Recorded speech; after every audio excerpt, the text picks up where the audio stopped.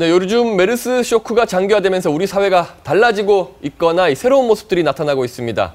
그런가 하면 여전히 고질적인 모습들이 다시 확인되기도 하는 등 씁쓸한 상황도 재현되고 있습니다. 네, 키워드로 전국을 시원하게 풀어보는 김종래 정치내시경 시간인데요. 오늘은 어떤 키워드로 정치 이야기 풀어갈지 김종래 충남대 초빙 교수님 나오셨습니다. 안녕하세요. 자, 안녕하십니까. 자, 교수님, 오늘은 이제 메르스와 관련해서 다시 얘기를 정치 이야기는 아니죠, 사실은. 네. 뭐 어떤 얘기입니까? 키워드가? 이제 뭐 청년들이 뭐 알바를 못 구하고 입원한 환자들이 간병인을 못 구하고 뭐 경제적으로 그냥 속된 말로 하면 쑥대밭이 된 업종도 있고 아직 이렇지 않습니까? 이런 가운데 그래도 우리나라의 사회가 이렇게 많이 달라지고 있는 모습 또는 뭐 옛날 모습을 여전히 구태가 지금도 계속되고 있구나 하는 거 여러 가지를 또 단면을 바라볼 수 있는 게 있지 않을까 싶어요. 저는 뭐 메르스에 대한 질병적인 지식이 없기 때문에 그냥 뭐 여기서 내 상식으로 얘기해봐야 그건 통하지 않는 얘기고 좀 변하고 있는 모습 같은 건 좀 관찰이 가능하지 않을까. 그래서 어떤 오늘은 모습이 바뀌고 있습니까? 한번 보여주시죠. 메르스 한국 사회가 바뀐다라는 제목으로 한번 해봤습니다. 좀 견강부회적인 측면도 있지만 이런 징후가 있다. 먼저 더 다가온 디지털 사회. 이게 무슨 사람하고 접촉하는 걸 피하다 보니까 이제 온라인을 통한 구매를 한다든지 또는 뭐 카톡이라든지 문자라든지 걸 통해서 커뮤니케이션하는 것이 아주 폭증을 하고 있는 거죠. 이제 홈쇼핑 같은 데도 그렇고 또 하나는 그나마 지금 뭐 1만 명 가까운 격리자들이 있고 이렇게 됩니다만도 그래도 이만큼이라도 제대로 격리가 되고 감시가 되고 있는 것은 이 IT 기술 때문에 실시간 파악이 되지 않습니까? 신상이라든가 위치 정보 같은 것이. 그래서 통체적으로 볼 때는 우리에게 디지털 사회라는 것이 이보다 더 훨씬 더 성큼성큼 다가온 게 아닌가.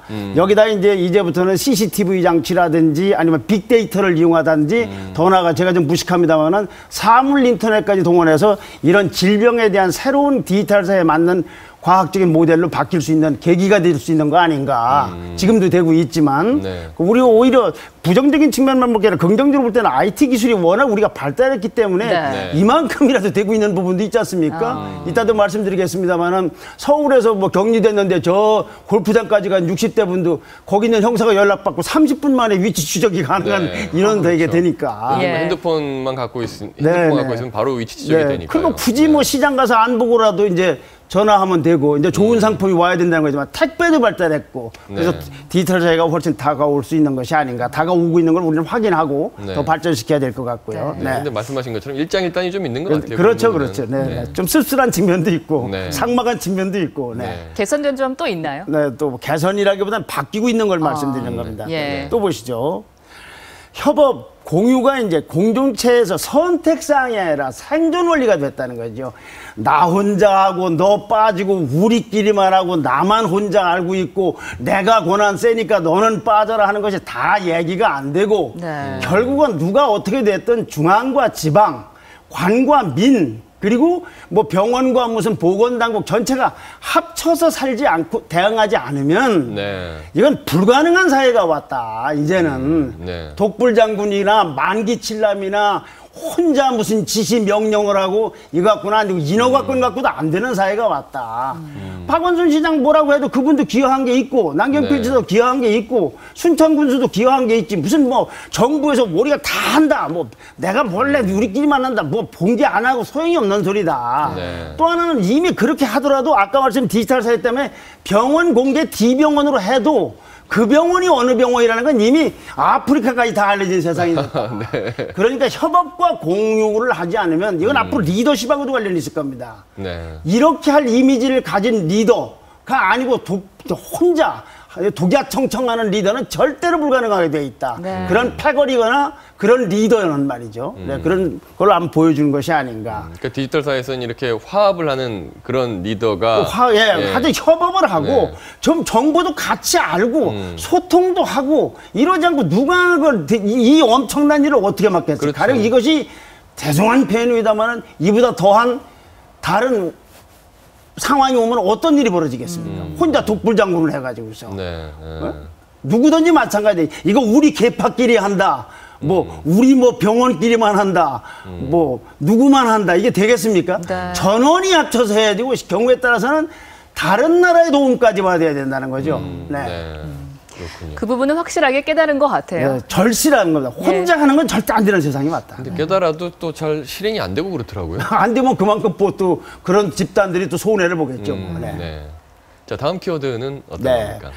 나쁜 시민, 착한 시민의 재발견이라. 예. 이건 재발견은 그동안에도 있었는데 이번에도 역시 이런 측면도 있고 이런 측면도 있다. 우리는 당연히 착한 시민들을 격려하고 그렇게 되도록 각기 노력을 해야죠. 반면 교사를 삼아서. 네.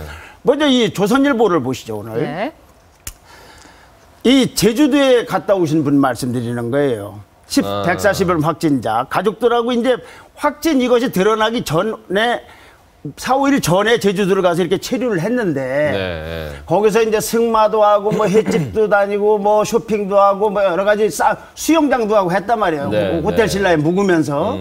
근데 문제는 그 이후에 서울에 와서 이 확진 판정이 난 후에도 내가 제주도 갔다 왔다는 사실을 4일 동안 얘기를 하지 않았다는 거죠. 이렇게. 네. 그럼 어떻게 되는 겁니까? 그 후에 이제 제주도는 난리가 나서 대한항공 승무원들도 격리를 하고 이런 일이 있지 않습니까? 네. 또 다음에 이 분 행동을 또 한번 보시죠. 42살 되는 분입니다. 지난 10일 이제 전화를 걸어서 메르스 증상을 호소했는데 보고서가 그러니까 앰뷸런스를 보내주니까 나 그거 안 탄다고 하고 홀로 택시를 타고서 병원을 갔다는 분이에요. 네. 그 다음 행동을 보시죠. 강남 세브란스 측에서 격리지로 왜 나를 답답하게 가두냐면서 진료실 문을 박차고 나왔고 프런트 직원 앞에서 마스크를 집어던지면서 내가 만약 메르스 걸렸다면 이놈의 바이러스 다 퍼뜨리고 다니겠다. 참 이쯤 되면 네. 이건 참 아무리 뭐라고 해도 좋은 착한 시민이라고 볼 수가 없지 않습니까? 네. 자, 내 친구를 한번 보십시오. 어느 병원에 갔는데 삼성의료원에서 왔냐 해서 기어이 감추는 분. 그렇죠. 울릉도까지 간 분. 그걸 쫓아가는 공무원 심정은 어떻겠습니까? 네. 또 이제 역으로 나보고 격리 좀 시켜달라는 분. 왜냐면 이제 뭐 무슨 위로금인가 타려고. 또 어떤 분은 자기 재산 드러날까봐 나 안 받는다고 하는 분. 또 이제 의사 가족도 보고서 너 별명이 메르스지 바이러스지 하면서 네. 격려한 사람. 이렇게 나쁜 사람들이 있는 한, 나쁜 시민의식을 갖고 있는 사람이 있는 한 전 국민이 방역 요원화해도 막기가 어렵다. 간호사가 호수를 돌아다니고 네. 이렇게 돼서 어떻게 그걸 막겠습니까? 그러나 이런 사례도 있지만 착한 시민들이 더 많다는 데서 우리는 희망을 발견할 수 있는 것이죠. 중앙일보 한번 보시죠. 네. 55세 포항 확진 환자는 나 때문에 120, 사실은 자기 때문에 그런 것도 아니에요. 자기도 걸린 것 뿐이지. 120명 넘게 격리돼 죄송하다. 겪어보니 너무 두려워할 필요 없다. 76세 격리돼서는 오늘이 마지막이다. 개인 위생이 얼마나 중요한지 절감했다.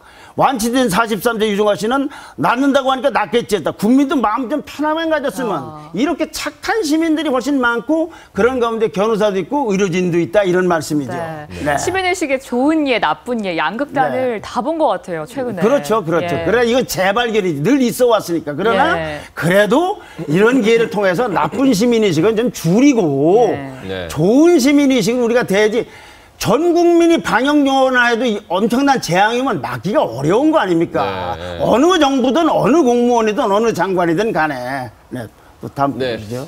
자, 지금 뭐 국회 황교안 퇴출시킬 수 있도록 총리가 힘을 새누리당을 방문한 모습입니다. 지금 잠시 들어보겠습니다.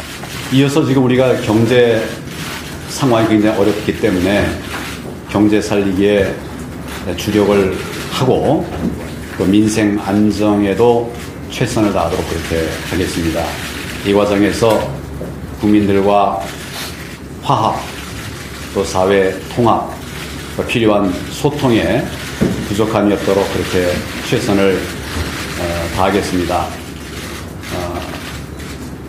당에서도 우리 대표님께서 많이 그동안 좋은 말씀을 해주셨는데 국민들과의 큰 소통의 장이라 생각을 하고 당의 말씀을 잘 경청하고 우리 정책에 반영을 해서 국민들이 정말 안전하고 잘 살고 또 행복한 이런 바른 국가를 만들어 가도록 노력을 하겠습니다. 앞으로도 많이 도와주시기 바랍니다.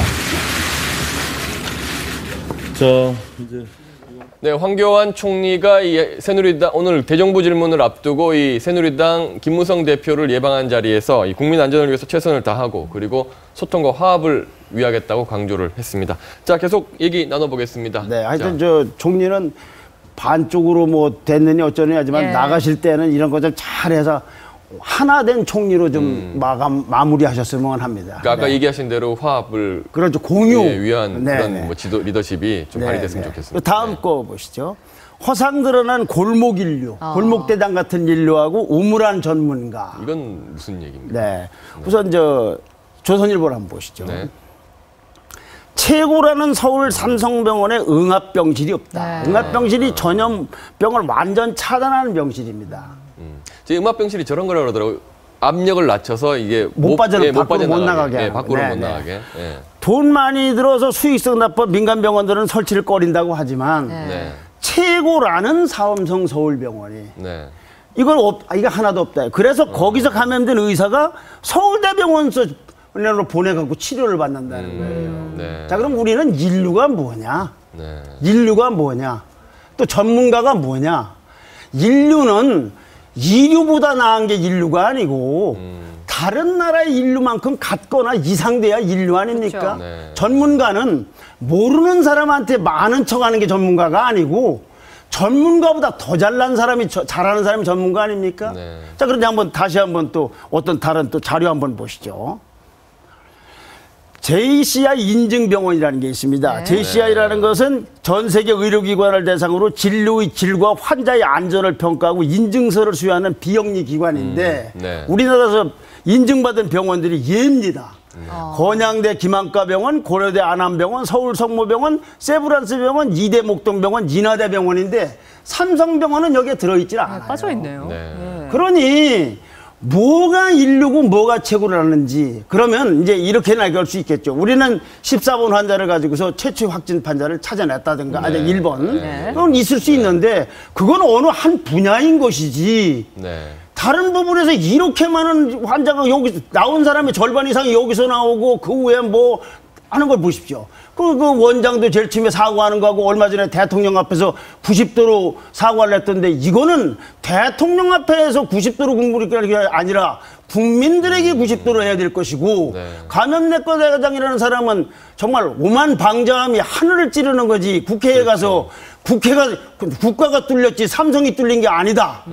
더 이상한 건 그러니까 의원들이 이 말을 한 게 맞느냐 그러니까 맞다고 하니까 더 이상 추궁을 안 해요. 정부 부처 관리 과장이 아마 그렇게 했으면 아마 그 그렇죠. 회의장은 네. 아마 난리가 났을 겁니다. 네. 그러니 이 우리들에게 국민들에게 이것이 진짜 인류라는 걸 보여줘야 되는데 삼성그룹 사장단 회의에서 얼마 전에 사과 성명 네, 했잖아요. 사과 성명 지금 사과냐 아니냐가 아니라 네.